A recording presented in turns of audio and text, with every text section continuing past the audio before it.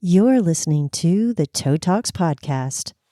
What if I told you there was a weapon that is being used to exterminate more Americans than died in World War I and World War II combined?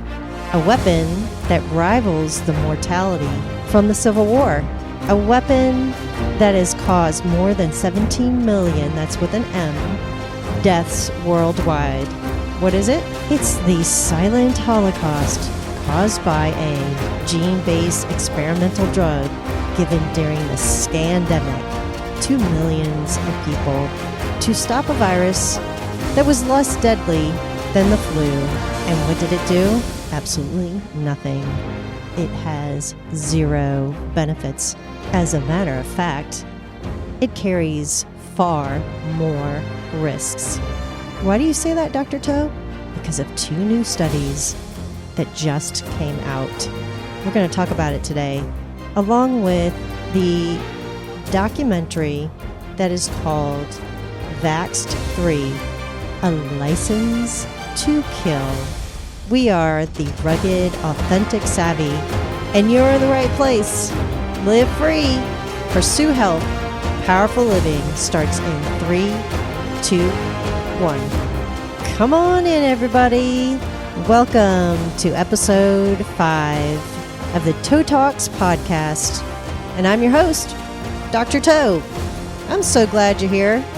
All right, let's dig in. Let's talk about first the two studies that just came out recently.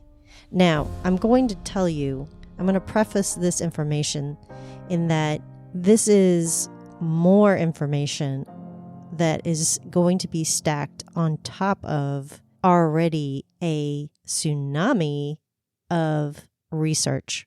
So you want to look at the whole of research when you talk about research results in general. And with this one, this is just stacking on to more. It's just reinforcing what this research is saying.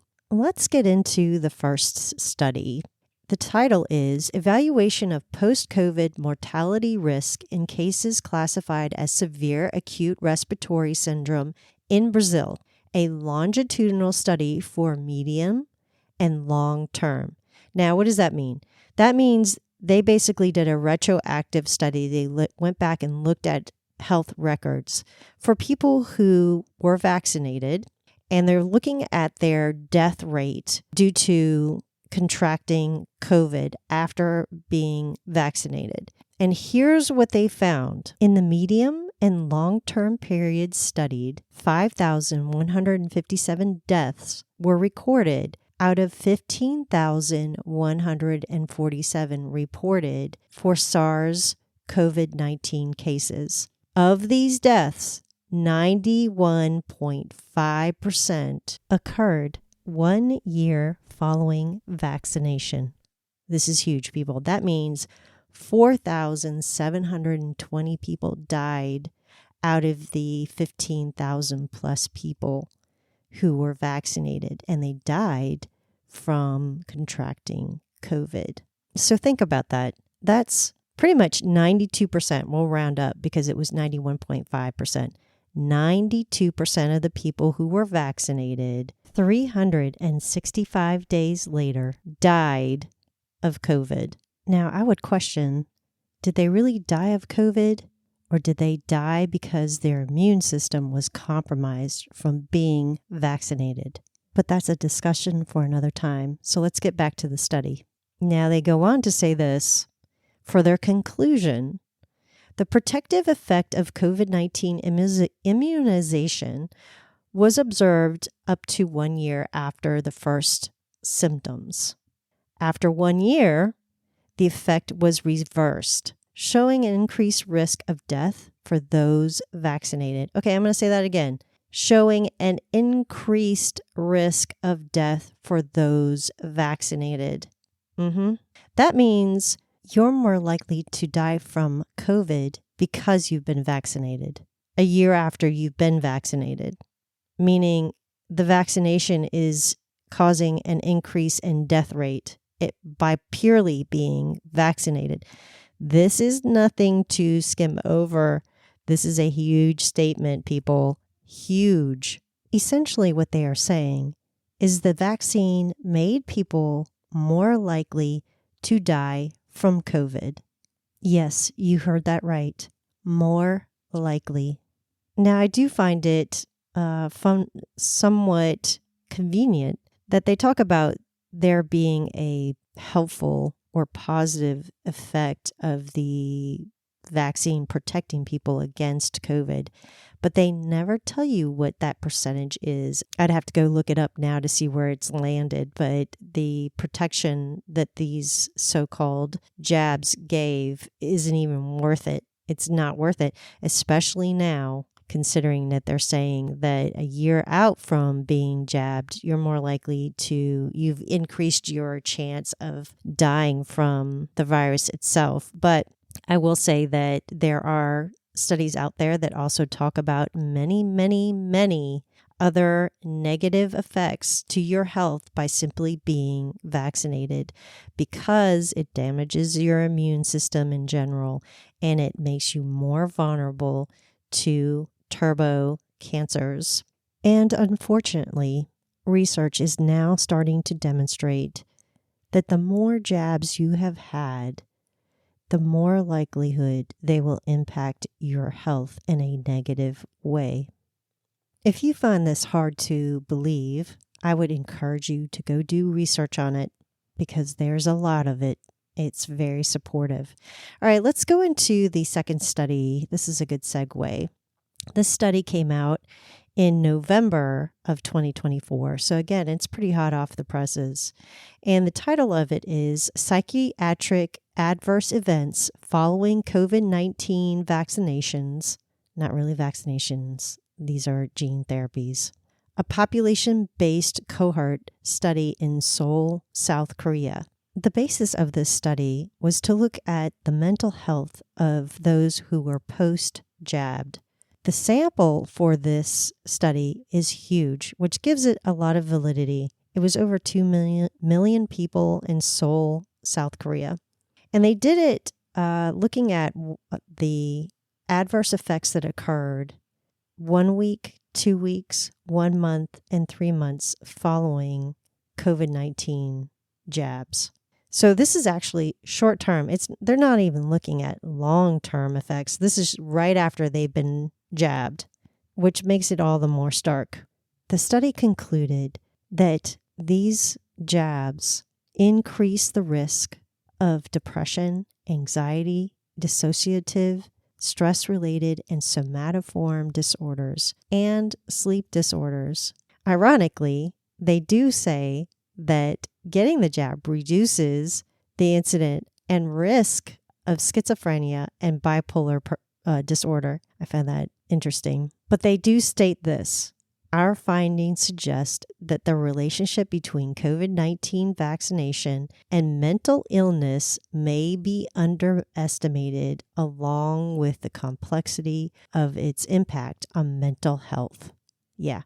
So you can just add on mental health, tack that onto the list of problems that these horrible jabs are causing for people.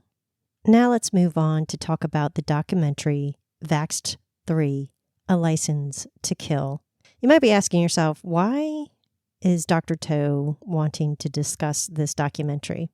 I want to discuss it for 4 reasons. 1, if you work in healthcare in any aspect, you are obligated to watch this. If you are worth your weight in salt, you should not shy away from this documentary, but learn from it. And I guarantee you, you will become a better healthcare provider by being exposed to it.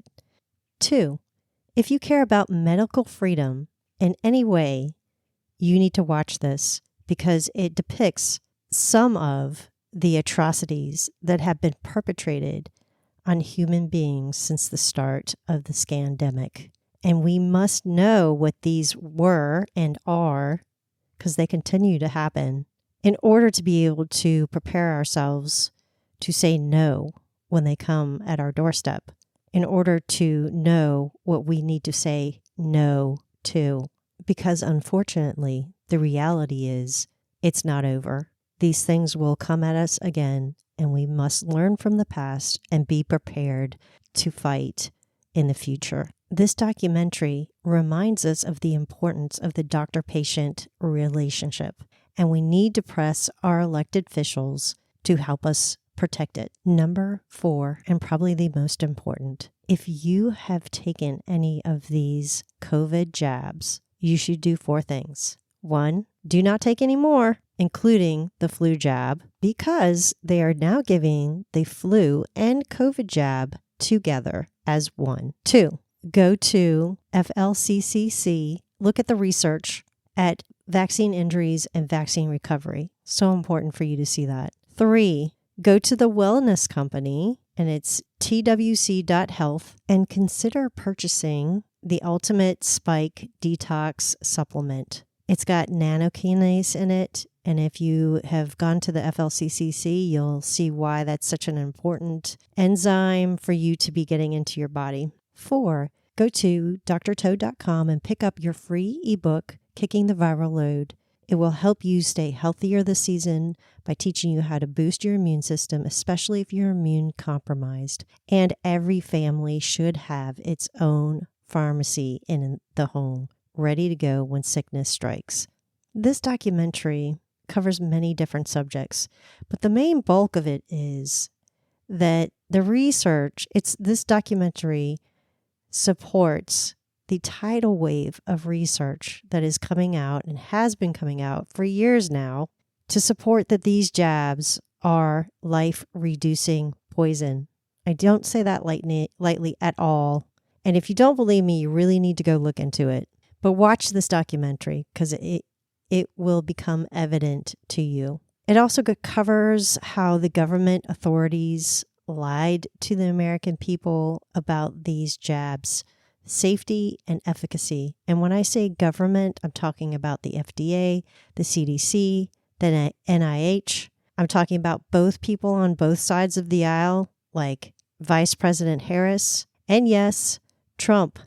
Now, remember how I told you I'm not going to be politically correct. I will not put lipstick on a pig. You're just going to get the pig. Well, get ready for the entire pig. Unfortunately, Trump has a major elephant in the room, and it's the fact that he has supported and continues to support these jabs. But Dr. Toe, why do you say that? Well, here's why. I've never seen him say that they are not safe, not effective, and I've never heard him admit that people have died or been injured by them. End of story. This documentary also covers that they stopped performing early treatment. Never in the history of the world have we ever not treated people early when we knew that there was a problem, especially something like a virus.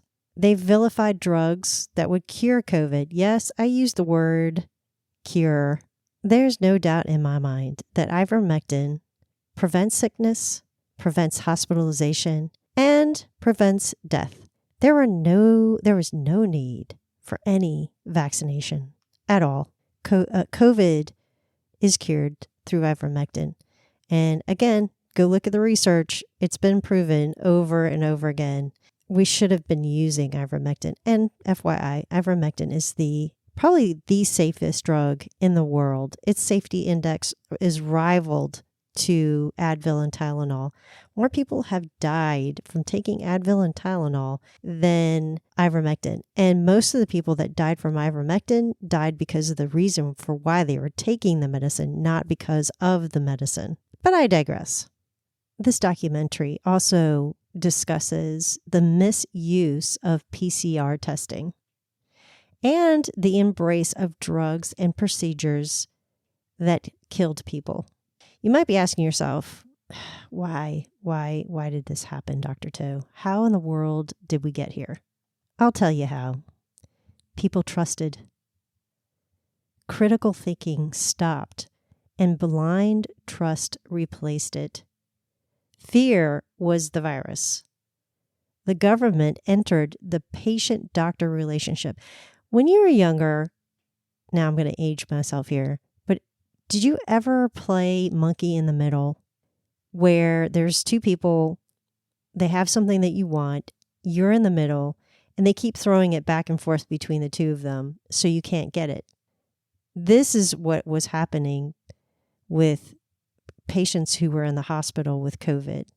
And really, in this scenario, there are 4 people.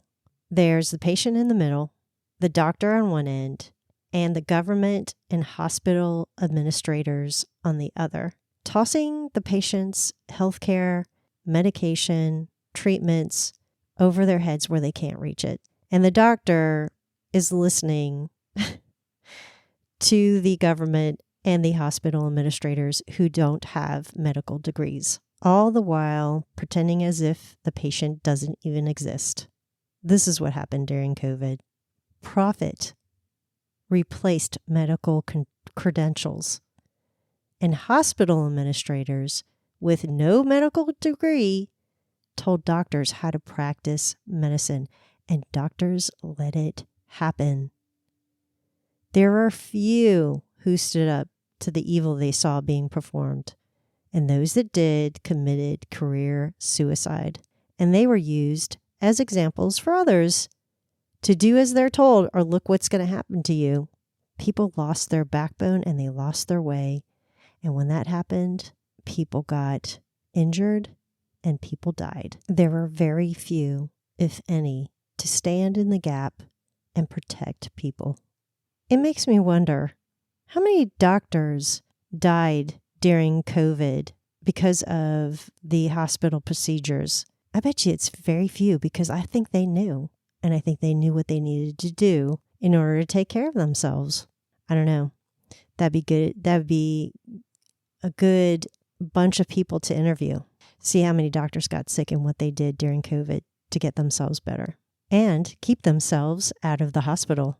All right, switching gears here. Let me ask you a question. Have you ever been in a place where you felt you couldn't trust anyone? Your safety was being threatened and physical harm was being done to you. But this place was supposed to be the opposite of all that. Well, now you know what the hospitals are like during COVID, and even worse if you were unvaccinated. I want you to close your eyes for a minute and imagine you're all alone and you're confined and isolated to a room for days, weeks, and maybe even months without any natural lighting, unable to leave. You ask for food, you ask for water, and it's sometimes denied or given in limited quantities. You ask for certain medical care, and it's denied. You're unable to shower for days, weeks, or even months. You see no human faces, certainly nobody you love or who loves you, and rarely experience a caring human touch. Now imagine yourself as a patient with COVID in the hospital. Prisoners had more rights than COVID patients in the hospital during the scamdemic. This is what it was like for them, and sometimes worse. This is what Vaxxed 3, A License to Kill, does very well. It paints the picture of the house of horrors that happened in the hospitals during COVID. The hospitals became the hospital ovens. And so began the Silent Holocaust. So what you'll find in Vaxxed 3, A License to Kill, is you'll hear patients talk about not being given water. This is a quote from a patient's family member. And she said, patients with COVID, the nurses told her, patients with COVID don't do well with water. Yeah. Now, I know why they were saying that. It wasn't because of COVID. It was because they were being given the drug remdesivir, which has been termed run, death is near. That drug caused kidneys to shut down, which then fills lungs up with fluid. And then you get this pneumonia, which they were calling COVID pneumonia. No, it was induced pneumonia by medication, not COVID. You can hear that discussion at the 37-minute mark. Patients were over-medicated. They are given morphine, fentanyl, propofol, antipsychotics, while patients were on ventilators, causing further respiratory distress. You can listen to that in the 39-minute mark. Now, if you know anything about propofol, does that sound familiar? It should. This is what killed Michael Jackson. You can also hear Dr. Death, is what I like to call him. His real name is Fauci, saying that remdesivir was safe and should be the standard of care for COVID. And guess what it did? It became the standard of care for COVID. And at the same time, vilified ivermectin as not being safe or effective for COVID. You can listen to all those remarks at the 42-minute mark, the 57-minute and 30-second mark, and the 59-minute mark, and the hour and 22-minute mark. Look up remdesivir and Fauci with Ebola clinical trials and the use of DEET in pregnant women. Yeah, he's not a good man, folks.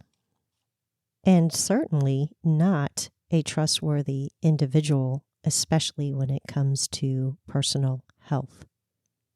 You can also listen at the 53-minute and 45-second mark about the misuse of the PCR tests.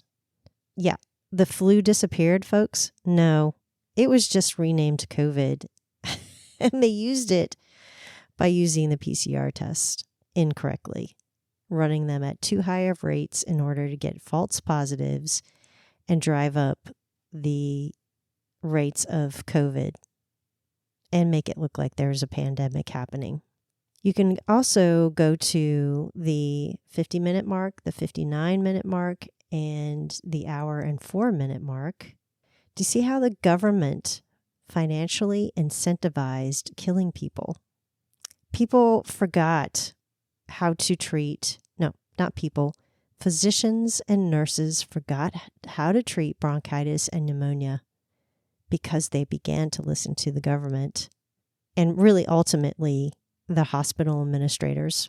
This portion of the documentary talks about CMS, DRG waivers, and sometimes hospitals received up to $1 million for one patient because of all these incentivized paybacks. Probably the most difficult portion of this documentary to listen to as a healthcare worker and as a person who experienced having somebody they loved being trapped in a hospital was the 1 hour and 15-second mark, where the hospital ovens, the medical killing fields are depicted at their worst. It's awful. It's so awful. But people must know. You must look at it so that we don't ever want to go back there again. These stories are so compelling because they are firsthand experiences, real people telling their story. And here's the thing. I used to have some grace for people who stayed in the medical fields because I thought, they didn't have a choice. Their job was on the line and, they were just had their head in the sand. But I tell you, this documentary whittled that down to very little grace for very little people, because this testimony that was put in here puts people to shame. Now, I think there were some nightingales that were roaming around the hospitals for sure, but I think there are very few, unfortunately. Now, if you were one of those healthcare workers that was on the wrong side of this, I want you to know there's something that you can do, and that is to confess what you did was wrong, ask for forgiveness, and get on the right side of this. Accept that forgiveness, and I need you to move on, and I need you to join forces with the rest of us. There's so much forgiveness in Jesus Christ, and Jesus wants to take your disgrace and exchange it for His grace. You want to be free of this? This is the path to freedom. I really like to hear more stories from people. I love to interview nurses and doctors that did these type of rescues. So if you're a healthcare worker who saved somebody and you're interested in being interviewed by me, please send me an email at toetalks@drtoe.com. If you go to the 1 hour and 35-second mark, you'll hear the story of a healthcare worker basically rescuing a patient out of the jaws of a hospital. It's harrowing and amazing. And I can only imagine that this person was not the only one. But these rescue stories leave many healthcare workers who did nothing with no defense. And now we come to it. So what? So what, Dr. Toe? Well, the so what is this. You and I must resolve to do the following things in the future. Critically think, never blindly trust. Do your own research. Do not be afraid to ask healthcare providers the hard questions. Know your rights under the U.S. law and as a patient, especially when it comes to experimental drugs. Being a healthcare advocate for yourself and loved ones is no longer an option. Never leave a patient alone in a hospital. Do not fear retaliation. Be manipulated by no one in the healthcare industry. You are the boss of your body. You write their paycheck. They work for you. Better to die on your feet than live on your knees, my friends. Well, that's a wrap. If you like what you heard and you want to hear more, please subscribe. And if you're new here, welcome. And if you're a regular listener, thank you so much for your support and helping to keep me on the air. I'm so glad you're along on this journey with me. We have each other and we are not alone. Live free, pursue health, and breathe deep. Until next time, this is Dr. Toe signing off. Important disclaimer. This podcast is presented solely for educational and entertainment purposes. I am not a medical doctor and I do not diagnose, advise, or treat. This podcast is not intended for the substitute of advice from a personal physician, professional coach, psychotherapist, or other qualified professional. It is not intended to be used or relied upon for any diagnostic or treatment purposes, or to be used as a substitute for professional diagnosis, treatment, or conventional medical therapy. None of the statements made in this podcast have been evaluated by the Food and Drug Administration. Please consult your healthcare provider before making any healthcare decisions or for guidance about specific medical conditions. Listen responsibly.